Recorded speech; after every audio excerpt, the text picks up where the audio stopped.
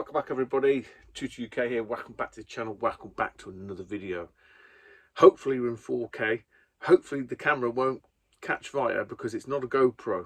The GoPro is gone, we've got rid of the GoPro, we've traded it up for, get this right, an iPhone 11 Pro. Long story short, took it to see, I couldn't deal with it. I know everyone was saying do this, do that. All the people saying do this, do that are all GoPro aficionados. You can tell it's spotted a mile off. I've been on the forums and everything, all making excuses for it. It may well be that it was faulty. I don't know. I don't really care at this point. But long story short, took it back to CEX. I just basically said to the guys what, you know, the sort of symptoms, what was going on with it. Let them test it. And sure enough, it overheated, it crashed. And fair play, man, right? So all these people that bash and fucking take the piss out of CEX, if you get on with them and you have a good relationship, this is the kind of thing that they'll do for you. So effectively it's faulty, so it's under warranty, so really within their rights they could just issue me a replacement, right? I said to them, look, I don't really want to do that because I've kind of lost a bit of faith in it, in the whole GoPro thing. I mean, the picture is superb, I can't fault it, but it's just, it's fucking, you know, it's useless. And I said to him, so, like, ideally, I just like a phone, like a whatever the latest, the last phone is that does 4K front cam, and they sort of said the iPhone 11. This is before they figured out it was faulty, so I think they had that in mind, to be fair. So I went in there, yeah, it's faulty, and they didn't give me less money because obviously after so many months, obviously the price has gone down. So again, I think it was like 220. And I think when I bought it, so I think now it's like 180. So I would have been losing quite a chunk of change, but they gave me the value back of the 220. I had like the housing, so I basically traded that in to get this 11 Pro. So between both the camera and the housing, it got me this. So I'm quite happy. It's all I wanted. I just wanted something that's 4K front facing camera, so I know what I'm fucking doing because I'm old and stupid. And yeah, fingers crossed it works and it's decent quality. I mean, it says it's 4K, so you know, iPhone, GoPro, 4K. There may be some differences in maybe the light saturation, but I don't care. It works. It's not going to overheat. I can see what I'm doing. So hopefully there'll be no more fucking camera moans. But there are other moans. We love a good fucking moan on this channel. Definitely love a good moan. The other thing I've got, this is on like a little bendy, I don't know what you call it. I bought it for the missus because she reads a lot on the Kindle Fire, but she didn't want it. It's like I've got a clamp on it and you can put a little bendy wire. So I thought, I know the perfect fucking use for that. So I've got it on there. Hopefully it won't fall off. And it won't bounce too much because it is on like a bit of a bendy wire. It's not on a tripod essentially. So hopefully this like setup works, and it works, you know, and it works moving forward. It does mean I can move that around a little bit, you know, clamp it to somebody's shelf. So at the minute you're clamped to a Sega Saturn shelf, but yeah, you could clamp it to this side shelf and have it come out to a certain degree. I mean, it's not, because obviously the weight of the camera kind of pulls it down a little bit, but it's working at the minute, so fingers crossed we're good there. We're good there. Yeah, so this is really about, not really about, but it is about the London gaming market that we had, and I forget the date, March the 26th, no, March the 17th, 16th, 17th. So went down with Daz. We stalled it out again, had our usual spot, which we fucking love. Honestly, I really like it in that little room. I don't understand why other vendors kind of like skew away from it. I think it's a great little spot. It works for us anyway. It was busy. It was busy. I watched Scott Sega Zombies video. I watched Alex U-Star Gaming. They weren't too enamoured with the whole event. I think because they were missing the mates.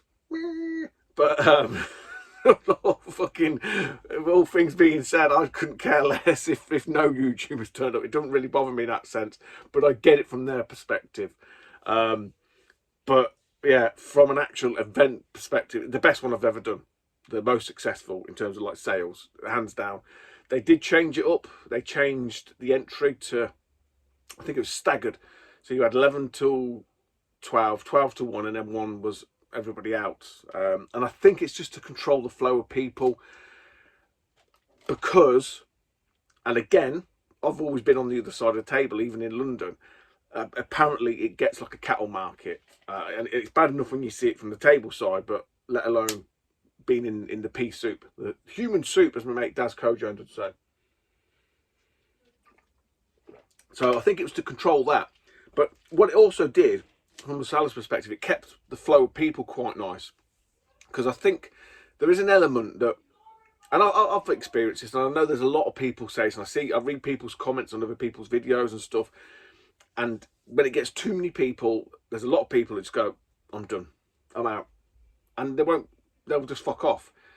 So you're losing people's customers as well. So I think that at least this way, although it probably wasn't as successful as some people wanted it to be or thought it might be, I think it did help with that. So, you know, maybe a few more people probably got to a table and had a look around without having to, you know, fucking shoulder barge people out of the way.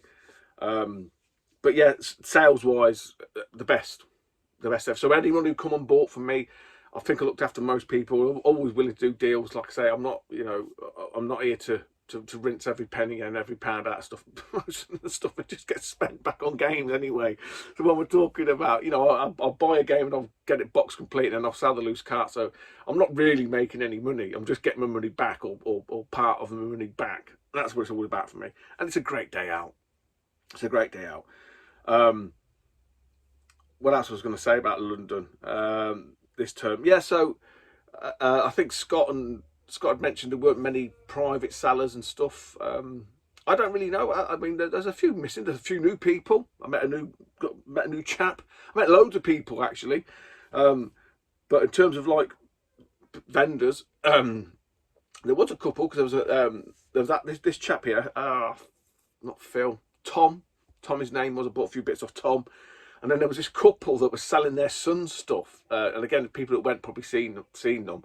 Oldish couple, bless them, and they looked like two or four suitcases each. No, not either 2 suitcases each, or 2 between them. I can't remember. Full of like Japanese import games, Saturn, Dreamcast, and they were selling them for their son. And I'm fucking fair play, man. So I had a bit of a chat and a laugh with them, as you do. They were very well to do. But again, if you see them there, you probably bought some stuff off of them. But I did meet and said hello to numerous people. 2 people that I did sort of recognise me, and I said thanks. Was Ray. Ray bought my spare double, whatever you want to call it, Game Boy player. So nice to see you, Ray. Very quiet and reserved as Ray. And Marco, oh god, he's a Man United fan. It didn't go well on Sunday for on the way home. I was like, all happy, yeah, great day, and then we start hearing the results. But that's football, it's not a football channel. But I'm sure Marco was happy, and so nice to see Marco and anybody else who came, said hello, and bought something. I'm assuming it's all broken, so I don't expect any of it to work. It was good day. Seen Jono. Jono is a guy who came to Black Country Game Fair that Clint knows, and Ollie and stuff like that. So he did comment. So I'll leave a link to Jono's channel. I'm not sure if he's got any content on there. I don't know. We'll have to have a look. But yeah, go and check Jono out. Newish kind of guy, I suppose, into his Master System. He's buying N64. If you want to see like someone collecting N64, hop over and check him out.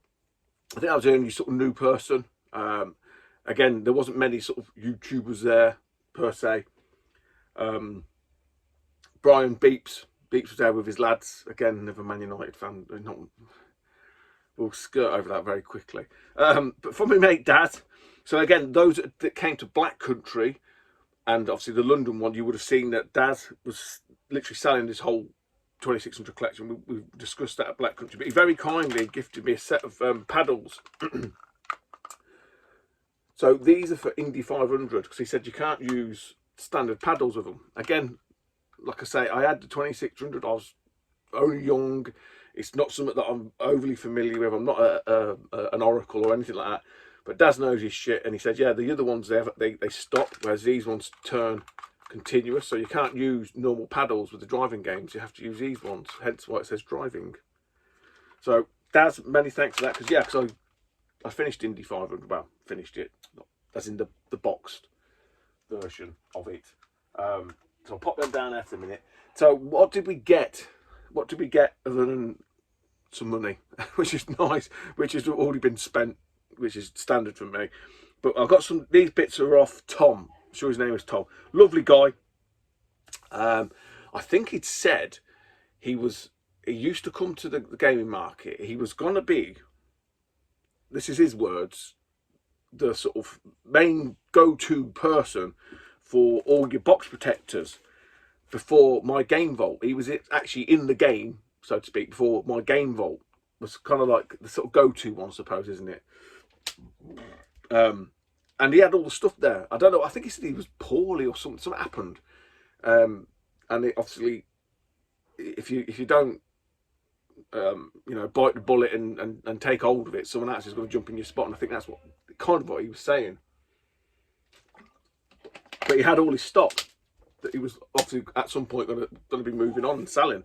So I had a bit of chat with him and whatnot. But he had some at the back on his stall. And again, those that went would have seen that many of these they were boxed SNES consoles. But he had one that was sort of down on the floor, and I noticed it was like kind of empty. And I said, "Oh, what are you doing with that one?" And he said, "Well, it's not complete." He goes, "It's just got the console in it. There's no hookups, nothing. There's nothing else to it. But it's one of these variants that you don't see very often, and when you do, they're quite rough condition-wise because of the nature of them. This one's not too bad. It's not brilliant. It's not terrible."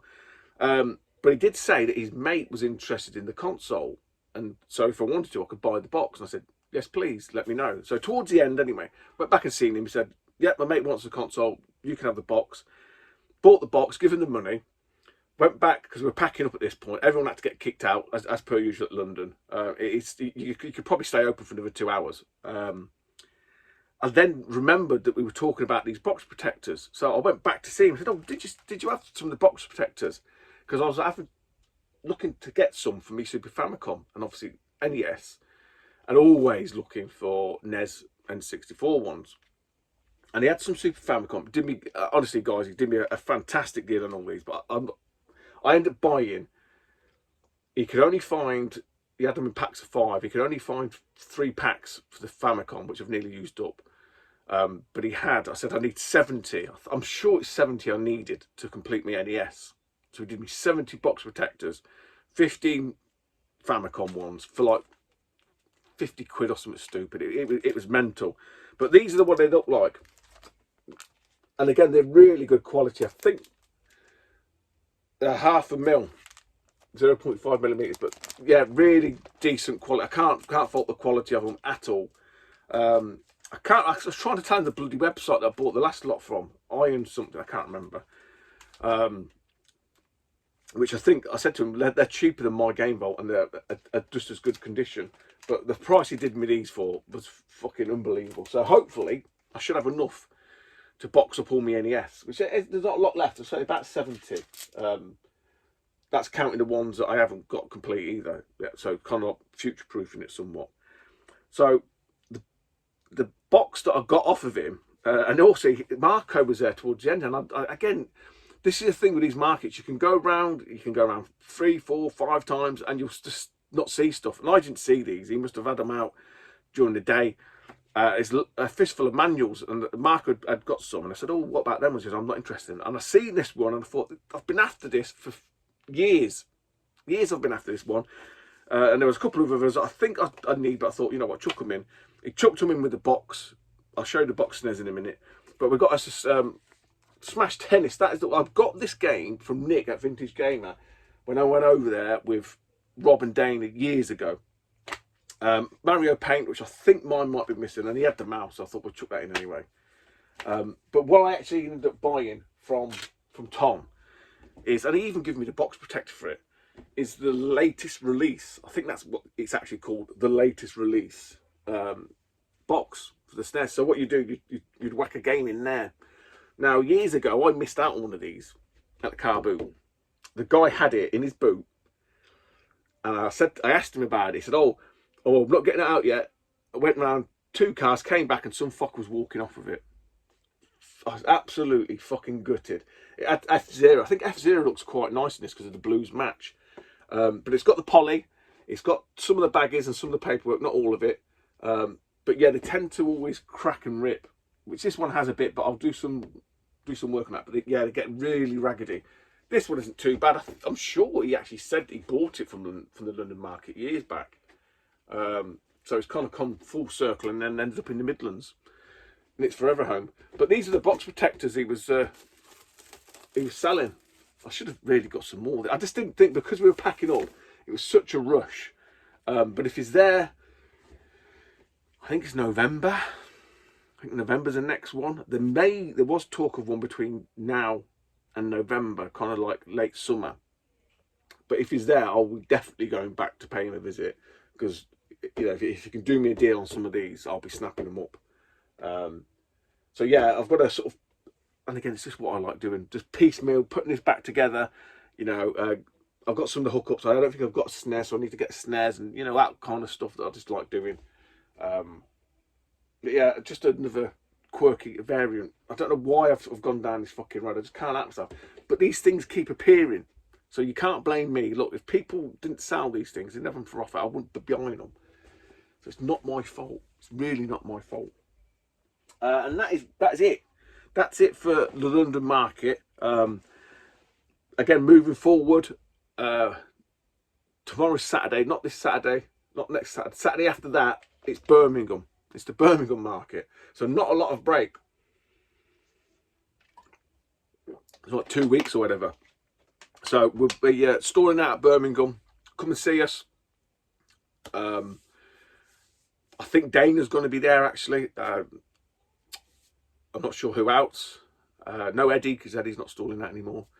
But I don't know who else is on the card, because I literally haven't had time to fucking do anything, and then we're back at it. So there's not been a lot of discussions or whatever. But Dane did say he's going, which surprised me, because it's on the Saturday, and obviously he's got the hidden chest shop. So yeah, it'd be good to see Dane still there. And then whoever turns up, I think Jay's coming, Cyber Snake. I'm sure he said, he left a comment saying, I'll see you at Birmingham Market, so that'd be good. Claire, I think Claire the Retro Repair Bear will be there. So if you want your shit fixing, some awesome stuff to purchase from Claire, come along. And there's markets up until the summer now. Really is mental. But we've got some stuff. We've got some other stuff that I've picked up over the months. I haven't shown.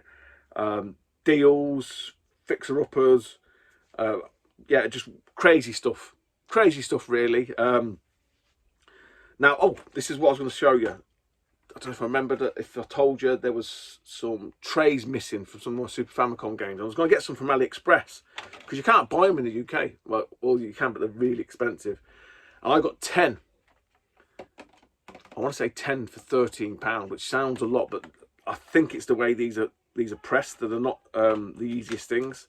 But they're quality wise, they're fine. I've still got a few left, so I thought, well, I want to get 10. There's not much to look at, but this is the original one. I don't know if you can see the colour difference. There's a slight colour. We can just sort of see that's a bit more aged, but yeah, size wise and everything else, they seem fine. Other than them looking nice, I can't really distinguish. You know, they're fine. They work. They're trays. So AliExpress for the win, man. I'm using AliExpress quite a lot for stuff like this, just to sort of fill gaps. You know, and I said that before, like trays and stuff. I don't care about fucking trays for NES and N64 and stuff. I don't care. It's just a bit of cardboard. So that's what we got from AliExpress. The other thing that we've sort of been purchasing, I suppose, is more Nintendo. There's not a lot of CD-based stuff at all. I've got a little pile of CD-based stuff, which has just been picking up from like the charity shops and stuff. But it's all cardboard. It's all cardboard. So from my good mate Lee Thornley, fellow admin on Retro Round, he had a few bits up for sale. I actually need to rejig these. And it ended up being, I bought 2 lots. The first lot, and I can't remember which came with which, and then he had another second lot. And I showed you the Micro Machines game, didn't I? And I think that's where I mentioned about the trays, because I've got a couple of games off him that were missing trays. And that's what spurred me to look on AliExpress. But I'll look anywhere actually for some fucking trays. Etsy or whatever, they're all ridiculously priced, like £5 each. So from Lee, I got a right mixture of stuff, but again, it's all cart based. It's all Nintendo stuff, and I can't remember for the life of me which bundle came with which. So I'll just rip through them. There was some loose carts. Lee's not a big import fan. He's an 8-bit guy really, and he acquires stuff as a lot of people do. So these were stuff that he doesn't really put much onus on. Not that he doesn't know what they're worth, but he doesn't sort of get excited about them like I would. He just calls it import shit.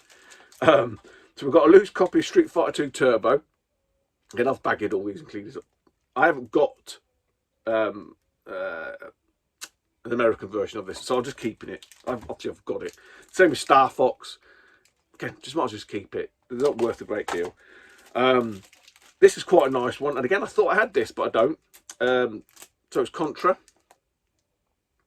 3 with the humanoids, and Waku Land. I knew I'd forget this. It's been ages since I've fucking had these. I'm sure it's Waku Land, something like that. Now, the other Famicom game, the Super Famicom games he had, I should fucking get this right, Stu, were ones I've never really heard of. This one I have no clue. It's the oddest fucking thing. It's like some weird paper mache motion stop thing, but which has nothing to do with the actual game on the front. Don't know. I don't think this will be staying. I think it's some sort of like God Sim or City Sim or something. It's not Sim City anyway. It is weird as hell. It is weird as all hell. So you can see it's not even the game. When I seen the front, I thought it was like a boxing game, but it's not. Top Management. There you go. Business simulation game. Top Management 2. Stu.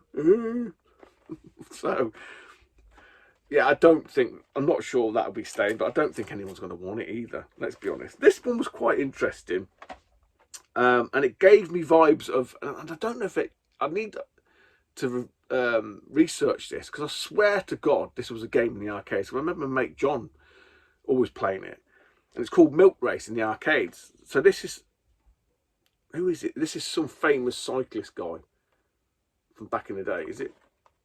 I don't know if his name's Coconut. Coconut's Japan. I don't know if that's just if that's his name or if that's the name of the developers. But yeah, it's a racing cycling sim. But it just when I sort of saw it, I just remembered Milk Race in the arcades, because my mate John, he liked all that kind of stuff. He used to have a racing bike, a rally bike, which is quite nice. Maybe he used to have a racer.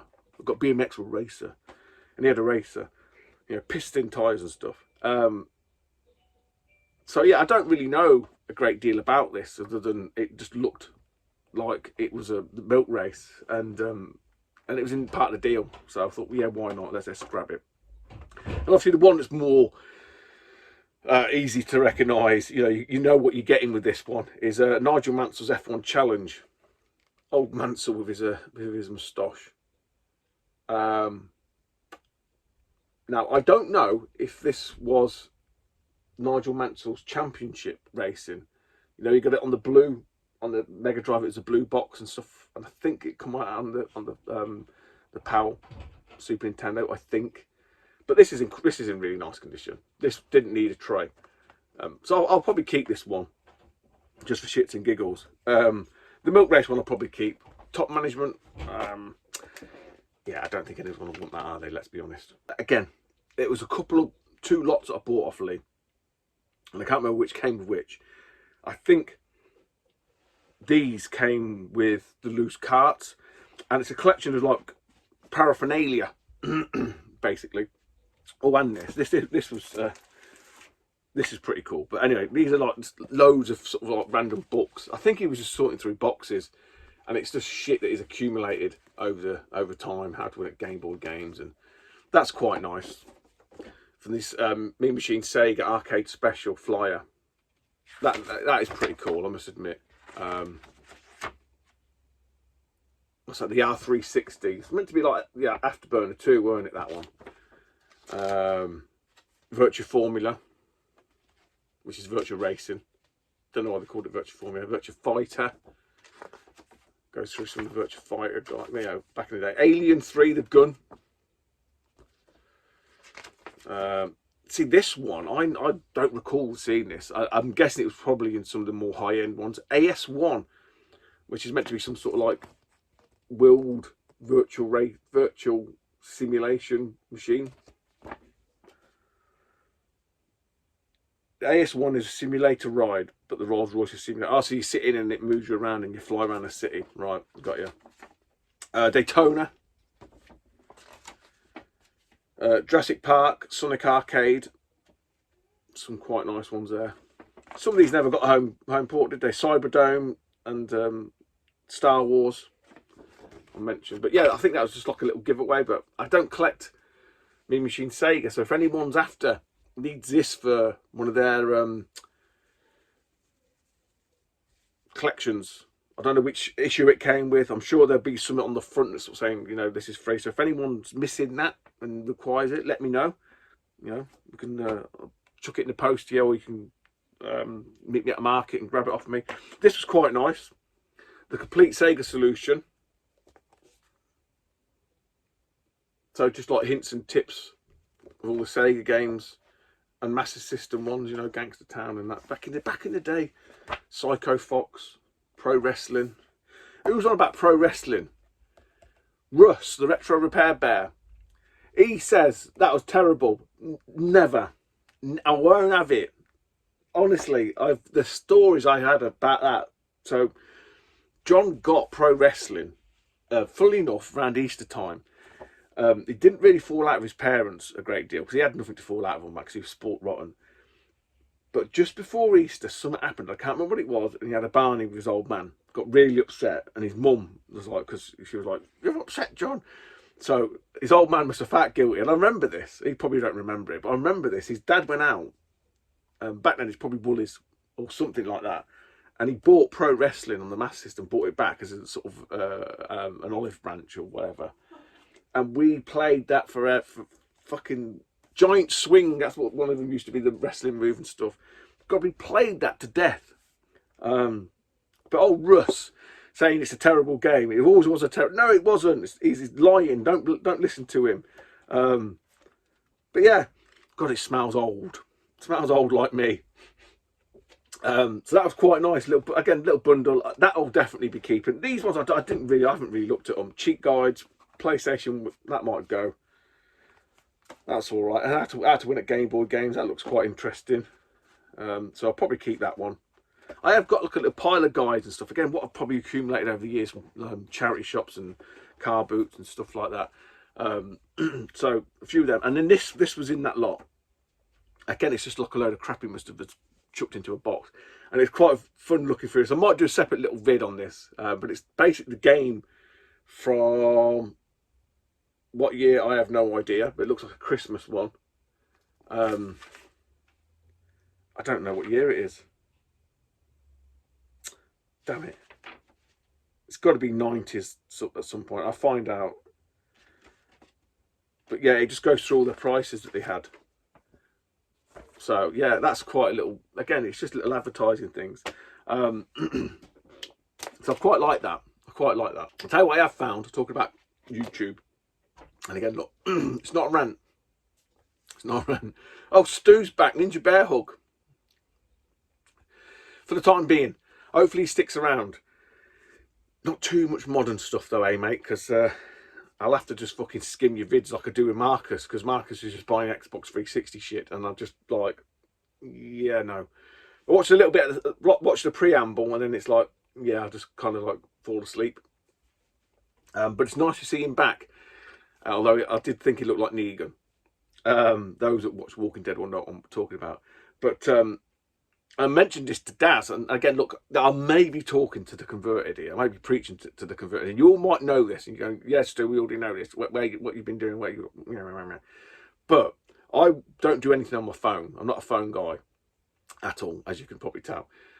So I do a lot on my PC, but it was getting to the point where, you know, when it sort of says recommends you stuff, you go onto your home page. Again, I don't know if a lot of people watch on the phone, but you have like a home screen, and there's a lot of stuff that YouTube recommends, and it's all shit. It's all shit, wanker, career climber, fucking wannabe giving you money, fucking shills, wanky YouTube channels. I've got no interest in that, so I don't tend to see anything out. It's getting worse. It's getting worse, I'll tell you that much. So I just Googled it. I said, look, how can I filter out or block people that I don't want to fucking see? And I didn't know this. And again, you might know it. I'll put a screenshot up, because if I don't explain it very well. But on the little preview screen, there's 3 little dots. If you just hover your cursor over the 3 little dots, a box comes up and you can click on it. It says, do not recommend this channel or whatever. And you can literally just block them from fucking appearing on your feed. It's great. It's great. I don't see any fucking knobheads anymore with their stupid faces or their shitty fucking videos trying to get me to give them money each month. It's wonderful. All the fake fuckers have all gone. But it really doesn't want to show you anybody that's not making them money. And I know that's the algorithm. I get that's the algorithm. So now I'm getting swamped with fucking eBay resellers. What else was it? There was some of the fucking... It was eBay resellers like flippers in America. And then there was something else. There was some other like thread of videos. And I'm like, what the fuck have these come from? I don't want to see them either. So now half my time's spent blocking fucking channels. But at least I don't see all the fucking moron idiots that, like I say, that are just climbers and wannabes and stuff like that. So I'm hoping at some point, actually no, tell a lie, I did find somebody, and I just found them earlier on, and it just so happened that they were at London Market and they bought some off Daz in their video. They bought his pom-poms, who were. So it does work. It does work, and it wasn't the London Market video that it showed me. It was I think it's a man and a woman. I don't know if they're married or I'm guessing they are. But it was his, and when I went to look at their channel, it was full enough. The latest one was the London Market one, so it is working. It is working. So yeah, there's my there's my dig at the grifters and the wannabes. Got to do one each video. We've got to. Anyway, back to Lee Thornley. But we're on fucking 30 minutes. Quickly. This was battered. I should have took some pictures of this. I didn't. It was battered. I don't think Lee watches anyway, but I've done my best and it's come up all right. It's one I've got on the PAL version already, and I'll probably just keep this, to be honest. It's Final Fantasy Mystic Quest, the American version. I think it is missing the map, but it's got the manual in it. So those that know, over here we got it like this. We got it like that with this. You can send off for the guide. The story with this one, I don't know if I told you this. When I was a youth, I had, and I am obsessed with, and probably still am, I suppose, to a certain degree, Final Fantasy 3. You know, I bought that. I imported that. I went to a shop that got them to import it for me. It cost me like 90 quid or something. And I played that game to death. So when that came out, a year later, I think it was, I was thinking it's going to be another Final Fantasy game. We've got a PAL Final Fantasy game. I can't wait. Got it. Started playing it. I'm like, this is really plain, simple. And unbeknownst to me, because I'm just an idiot, it is basically an entry level.